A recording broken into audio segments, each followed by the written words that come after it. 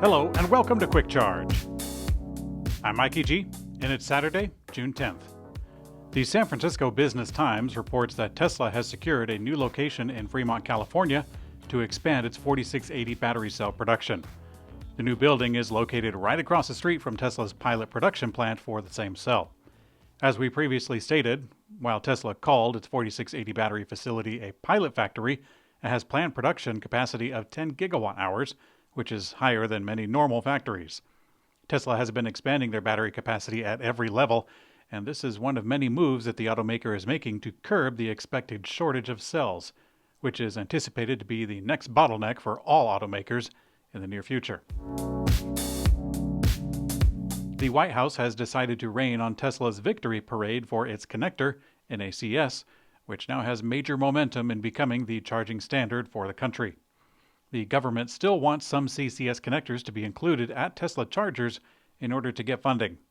The federal government made $7.5 billion available to advance EV charging infrastructure in the U.S., and part of that deal was to make stations that are capable of accepting widely accepted chargers. Now, this prompted Tesla to make an adapter for plugs for their own NACS connector, and now with Ford and General Motors making the changeover, or at least announcing the changeover, it seems that the White House wants to ensure that Tesla doesn't skip over ye old CCS, as we'll call it. Now, the White House spokesperson Robin Patterson said in a statement regarding the new development, quote, "Earlier this year, we developed minimum standards to ensure publicly funded EV charging is accessible, reliable, and affordable for all drivers, and we required interoperability to promote competition. Those standards give flexibility for adding both CCS and NACS, as long as drivers can count on a minimum of CCS." Now, at Electrek, we're curious as to what the word minimum CCS would look like, but unfortunately, we have no guidance there. A Tesla driver hit and killed a dog, and they claimed that they were driving using full self-driving beta. Oddly, they shared a video of the incident on Twitter, where the dog runs straight into the road. However, it can be seen on the side of the road several seconds ahead of the impact. The driver claimed that the self-driving beta system did not react. Come to think of it, the driver didn't react either. They added that they saw the dog ahead of time, but they didn't think it would cross the road. The driver said that they apologized to the family and no further action is likely to be taken. In an NPR interview, General Motors CEO Mary Barra hinted at the possibility of an updated Chevy Bolt using the Ultium platform. The Bolt EV was announced to be ending production this year as General Motors makes way for their upcoming EVs, including the Chevy Equinox. But now that Volvo has recently announced their vehicle, the EX30, which is already being called a Bolt replacement by some, well, now we have to wait and wonder what is in store for the actual Chevy Bolt badge. Rivian says that customers who venture down to their service center at its production hub next week can see an electric vehicle up close, buy one, take delivery, and take it home. Sounds kind of like a car dealer. Anyways, Saturday, June 17th, Rivian is opening its doors for its service center in Normal, Illinois, to the public for a same-day delivery sales event. The event will take place all day to entice prospective customers to come and check out one of their trucks and take it home.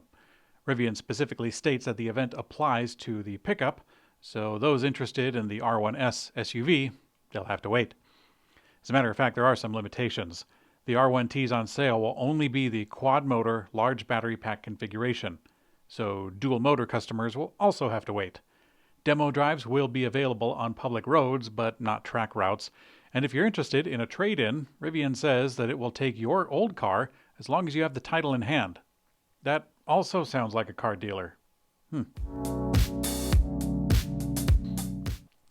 Fisker has announced that it will soon begin selling and possibly producing its flagship Ocean SUV in China.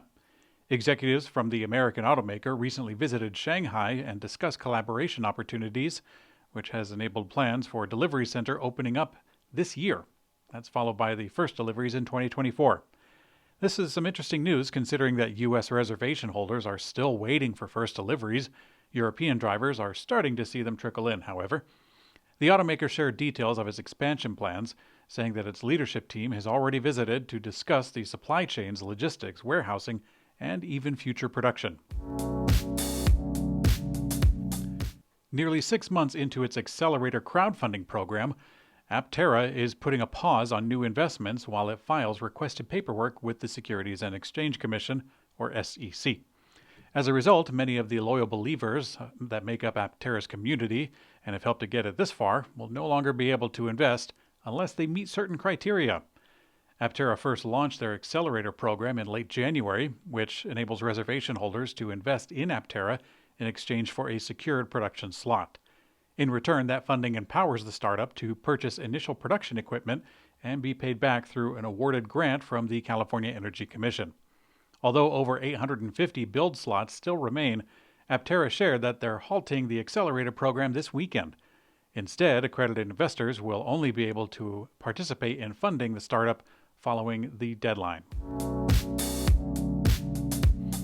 Lordstown said in an SEC filing on Friday that it plans to take legal action against Foxconn. As a quick recap, the American EV pickup startup Lordstown, they came out swinging with a stock offering, made a product that got at least one accolade. However, they floundered early on production and never really reached it in a meaningful way. After scraping by and falling under the threshold for being listed on the stock exchange, the company's large-scale financial backer, Foxconn, they backed out on funding on a delisting clause within their contract. And now, Lordstown writes in their latest filing, quote, "The company believes that Foxconn's various breaches of the investment agreement and pattern of bad faith have caused material and irreparable harm to the company. Absent a prompt resolution, this company intends to enforce its rights through litigation."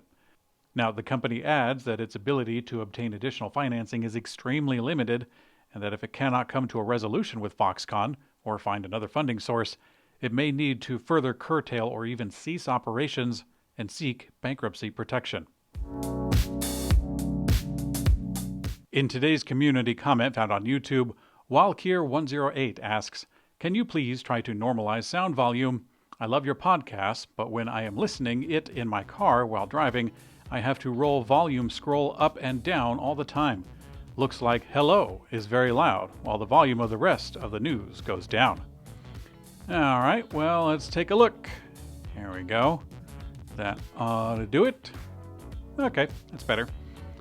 Okay, thanks for watching Quick Charge. I'm Mikey G, and I hope you have a great day.